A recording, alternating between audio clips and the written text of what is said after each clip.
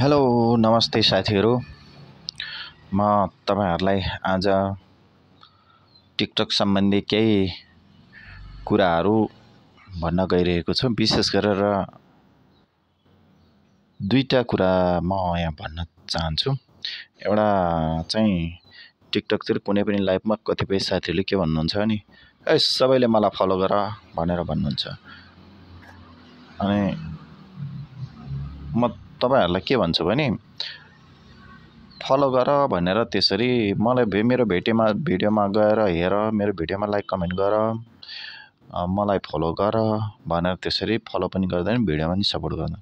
यदि तपाईलाई सपोर्ट चाहिन्छ, यदि तपाईलाई भिडियोमा लाइक चाहिन्छ भने तपाई आफै नै अग्रसर भएर पहिला अरु साथीको भिडियोमा जानुहोस्, अरु साथीको भिडियोमा गएर लाइक कमेन्ट फेभराइट रिपोस्ट अनि 5 वटा कपी लिंक हान्दिनुस्। हरेक दिन जति भ्याउनुहुन्छ बिहान बेलुका समय लिएर त्यसरी गर्नुस् अनि फलो गर्दै जानुस् नयाँ साथीहरुलाई। अनि बल्ल तपाईको भिडियोमा लाइक भ्युज बढ्छ, भिडियोमा एंगेजमेन्ट बढ्छ, भिडियोमा इन्टरेक्ट बढ्छ। अनि त्यसपछि हजुरको आईडी पनि राम्रो हुँदै जान्छ। आईडी पनि ग्रो हुनु पर्यो नि त लाइक भ्युज बढ्नलाई त त्यतिकै त लाइक भ्युज बढ्दैन। तपाईले ल सबैले मलाई फलो गर है, मेरो भिडियोमा जाऊ है भन्दैमा त्यसरी भिडियोमा जाँदैन। अनि कतिपय साथीले के गर्नुहुन्छ भने अर्को एउटा कुरा चाहिँ इमोजी हान्नु पनि हुन्छ। धेरै साथीले कसैले चाहिँ अल्छी भिडियो फुल वाच नगरिकन हान्नुहुन्छ। कतिपयले चाहिँ अब लेखपढ गर्न नआउने साथीहरूले अथवा लेख्न झन्झट लाग्ने साथीहरूले इमोजीको डल्ला हान्नु पर्ने हुन्छ। र इमोजीको त्यो हान्दाखेरि धेरै जना साथीहरू रिसाउनु पनि हुन्छ अनि अनफलो ब्लकै सम्म गर्न। त्यसो गर्दा त्यो गर्दा हजुर आफैलाई घाटा हो। अनफलो ब्लक कसैलाई हामी गर्छौं त्यो भनेको के हुन्छ भने हजुरलाई एंगेजमेन्टको पनि एकदम कम हुन्छ। त्यो मान्छेसम्म जति फरीमा जानुपर्ने पहुँच हुन्थ्यो त्यो पहुँचको कम हुन्छ, संलग्नता कम हुन्छ, अलिकति घाटा हजुरलाई नै हुन्छ। र इमोजी हान्ने कुरामा सन्दर्भमा चाहिँ भन्नै पर्ने कुरा चाहिँ के हो भन्देखि इमोजी भनेको अब एउटा विषयवस्तु विषयवस्तुको भावना अनुसारको इमोजी हान्यो। तर कतिपय साथीहरूले अलिकति त्यो सन्दर्भ एउटा अर्को सन्दर्भको भिडियो के रे इमोजी हाल्नुभयो भने त्यो चाहिँ अलिकति सान्दर्भिक हुँदैन। त्यसो भएको हुनाले सकेसम्म लेखेर मिठो शब्दमा लेखेर कमेन्ट गर्नुभयो भने एकदम राम्रो उपयुक्त हुन्छ। त्यसो गर्दा साथीले कमेन्ट देखेर सपोर्ट गर्न पनि हुन्छ। अनि इमोजी फाल्ने सन्दर्भमा साथीहरूले भिडियो पनि फुल वाच पनि गर्नुहुन्न कतिपयले। त्यसैले अब इमोजी हाल्यो भने भिडियो चाहिँ फुल वाच गरेर हेर्नुस्, अझ सक्नुहुन्छ भने रिवाज गरेर हेर्नुस्। तर इमोजीको डल्ला फाकेर फुत्तै भिडियो नगरिकन फर्किनुहुन्छ। विशेष गरेर मेन्सन गेम खेल्ने ठाउँको साथीहरूले त्यसो गर्नुहुन्छ। त्यसो नगर्नु साथीहरू, भिडियो फुल वाच गरेर हेर्नुस्। कुनै लामो भिडियो हुन्छ, कुनै छोटो भिडियो हुन्छ, फुल वाच गरेर हेर्नुस्।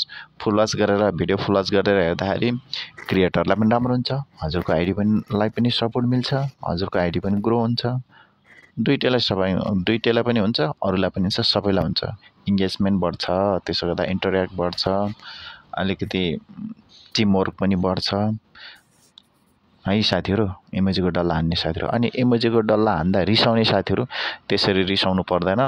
इमोजीको डल्ला हान्दैमा अब हजुरको भिडियोलाई पनि केही असर गर्दैन, हजुरको आईडीलाई पनि केही असर गर्दैन।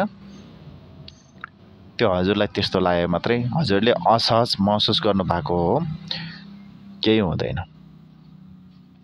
त्यसो भएर इमोजीको डल्ला हान्दैमा हजुरहरूले टाउको नदुखाउनुस्, मन गरुङ्गो नबन्नुस्, मन खुल्ला बन्नुस्, मन हल्का बनाउनुस्। त्यस्ता साथीहरूलाई पनि उहाँहरूले जानी नजानी सपोर्ट गर्नु भएको छ, उहाँको सपोर्टलाई पनि ससम्मान स्वीकार गर्नुस्, उहाँलाई पनि सपोर्ट ब्याक गर्नुस्। अनि इमोजीको डल्ला हान्यो भने कतिपय साथीले रिसाएर अनफलो गर्नुहुन्छ, ब्लक गर्नुहुन्छ। त्यो भनेको हजुरलाई नै घाटा हो। अनि अर्को कुरा आयो अर्को सन्दर्भ लाइभ सेयर गर्दा रिसाउनु हुने थुप्रै साथी हुनुहुन्छ। साथीहरू त्यति लाइभ सेयर गर्दैमा हजुरलाई केही पनि घाटा हुँदैन, हजुरको केही जाँदैन, हजुरलाई कहीँ केही असर गर्दैन। टिकटकले के भन्छ भने के अरे भिडियोलाई भ्युज बढाउन, कुनै पनि लाइभमा भ्युज बढाउन अथवा लाइभलाई उत्कृष्ट बनाउन त के गर भन्छ, लाइभ सेयर गर भन्छ, भिडियोलाई सेयर गर भन्छ। सेयरको त नत्र टिकटकले त्यसै पनि त्यो सेयर अप्सन त्यसै दिएको होइन साथीहरू।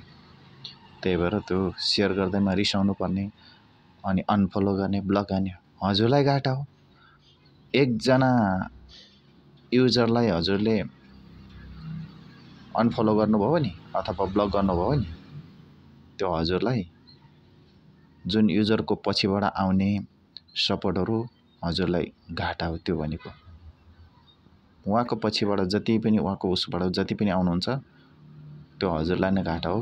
जुन हजुरसम्म कुनै पनि हजुरको सामग्री उहाँ त्यहाँसम्म पहुँचाउँदैन, त्यहाँको सामग्री एक्टिभिटी हजुरसम्म पहुँचाउँदैन, त्यो भनेको हजुरलाई घाटा हो।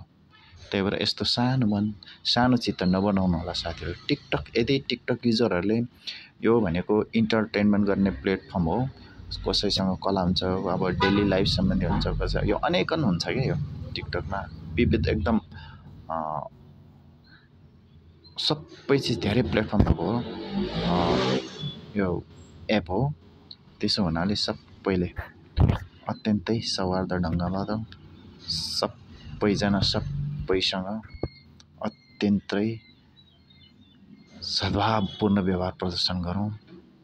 लाइक कमेन्ट गरेन भने पनि रिसाउनु पर्दैन, लाइभ सेयर गरिरह्यो भनेर पनि रिसाउनु पर्दैन, इमोजीको डल्ला हान्यो भनेर पनि रिसाउनु पर्दैन। यस्तो सानो चित्त, साँगुरो चित्त, सङ्कीर्ण सोच नपाल्नु होला साथीहरू।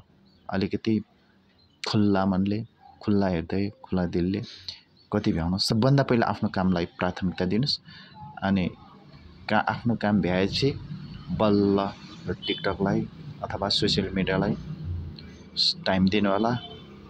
धन्यवाद।